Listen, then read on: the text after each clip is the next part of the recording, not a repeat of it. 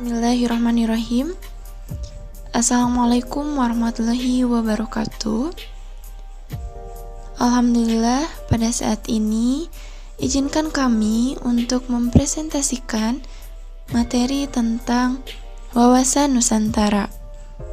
Presentasi ini disusun untuk tugas mata kuliah Pendidikan Kewarganegaraan yang diampu oleh Ibu Depia Nurbaiti, Magister Pendidikan, yang disusun oleh kelompok 7 dengan saya, Resita Nurbaiti, dan rekan saya, Anggi Anissa Mubarokah. Ini adalah gambar dari Taman Mini Indonesia Indah atau TMII. TMII merupakan sebuah miniatur Indonesia atau sebuah tempat berkumpulnya budaya Indonesia. Di sana terdapat berbagai anjungan daerah yang menggambarkan setiap identitas provinsi yang ada di seluruh wilayah Indonesia. Banyak sekali keanekaragaman yang ada di TMII. Di dalamnya disajikan dari berbagai macam daerah-daerah yang ada di Indonesia. Selain itu, terdapat danau buatan yang menggambarkan wilayah Indonesia dalam bentuk miniatur pulau. Di sini, kita dapat menyaksikan sendiri betapa negara Indonesia itu sangat kaya akan keberagaman budaya yang hidup damai dan berdampingan. Jika mengunjungi TMII ini, sama halnya dengan kita mengunjungi seluruh wilayah Indonesia secara singkat dan praktis. Maka, selayaknya kita patut bersyukur kepada Allah Subhanahu wa Ta'ala dan memiliki nilai tanggung jawab untuk menjaga keberagaman, untuk memperkokoh persatuan dan kesatuan bangsa Indonesia. Indonesia memiliki keanekaragaman yang wajib dijaga dan dilestarikan agar tercipta kesadaran menumbuhkan persatuan dan kesatuan nasional dalam membina, membangun, dan menyelenggarakan kehidupan nasional.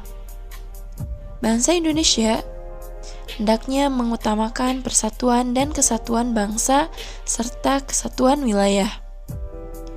Gagasan untuk menjamin persatuan dan kesatuan dalam kebinekaan tersebut merupakan cara pandang bangsa Indonesia tentang diri dan lingkungan, atau dikenal dengan wawasan Nusantara. Wawasan berasal dari kata wawas dalam bahasa Jawa, yang berarti pandangan, tinjauan, dan penglihatan indrawi. Jadi, wawasan adalah pandangan, tinjauan, penglihatan, dan tanggap indrawi.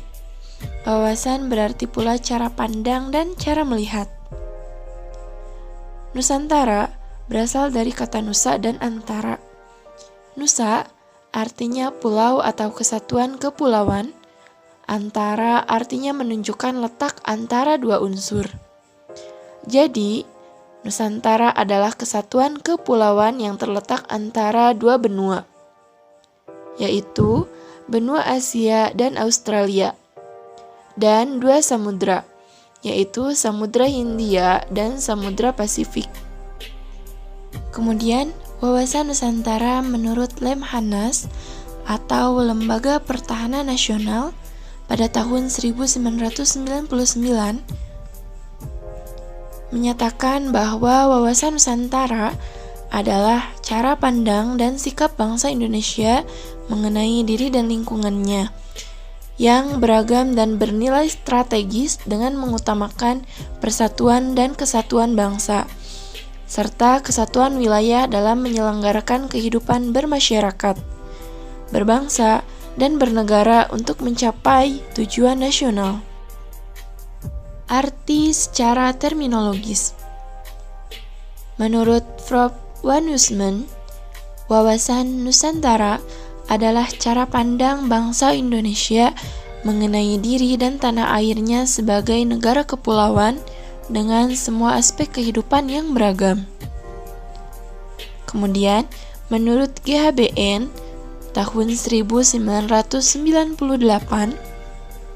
Wawasan Nusantara adalah cara pandang dan sikap bangsa Indonesia mengenai diri dan lingkungannya. Dengan dalam penyelenggaraan kehidupan bermasyarakat, berbangsa, dan bernegara. Berdasarkan pendapat-pendapat di atas, secara sederhana, wawasan Nusantara berarti cara pandang bangsa Indonesia terhadap diri dan lingkungannya. Wawasan Nusantara sebagai wawasan nasional Indonesia pada hakikatnya merupakan perwujudan dari Kepulauan Nusantara sebagai satu kesatuan atau hankam. Lalu ada hakikat wawasan Nusantara.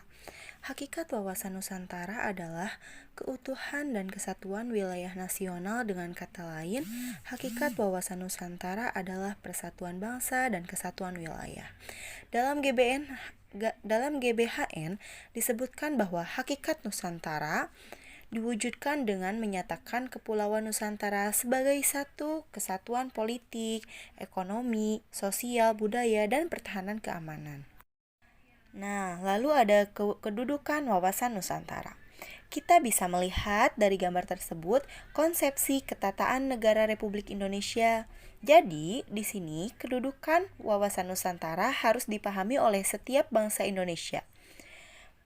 Wawasan Nusantara sebagai wawasan nasional Indonesia dan diyakini menjadi ajaran kebenaran oleh seluruh rakyat Indonesia agar tidak menjadi penyesatan atau penyimpangan dalam upaya mewujudkan cita-cita dan tujuan nasional bangsa Indonesia.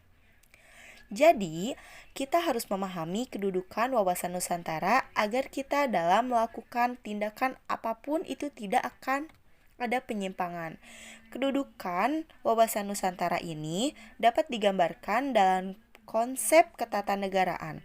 Konsepsi ketatanegaraan ini dibagi menjadi yang pertama, ada Pancasila Pembukaan UUD 1945, landasan ideal. Lalu ada UUD 1945, landasan konstitusional. Wawasan Nusantara sebagai landasan visional, ketahanan nasional sebagai landasan konsepsional, dan yang terakhir ada dokumen rencana pembangunan landasan operasional.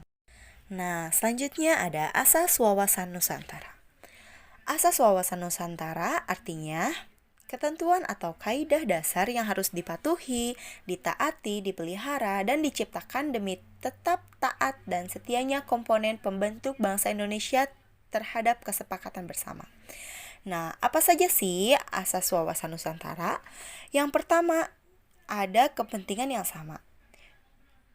Padahal tujuan kepentingan yang sama yaitu terciptanya kesejahteraan dan rasa amannya lebih baik. Yang kedua, ada keadilan. Keadilan yaitu kesesuaian pembagian hasil dengan adil, jerih payah, dan kegiatan baik perorangan maupun kelompok. Dan ada kejujuran. Kejujuran itu adalah berisi tentang keberanian, berpikir, berkata, dan bertindak sesuai realita serta ketentuan yang benar. Nah, jadi kalau kejujuran ini harus dimulai dari dilatih sejak dini. Lalu ada solidaritas, adalah kerjasama memberi dan berkorban bagi orang lain tanpa meninggalkan ciri dan budaya masing-masing. Dan yang kelima adalah adanya koordinasi saling pengertian. Dan yang terakhir ada kesetiaan.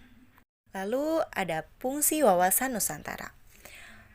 Wawasan Nusantara berfungsi sebagai pedoman, motivasi, dorongan, serta rambu-rambu dalam menentukan segala kebijaksanaan, keputusan, tindakan, dan perbuatan bagi penyelenggaraan negara di tingkat pusat dan daerah maupun bagi seluruh rakyat Indonesia dalam kehidupan bermasyarakat, berbangsa, dan bernegara.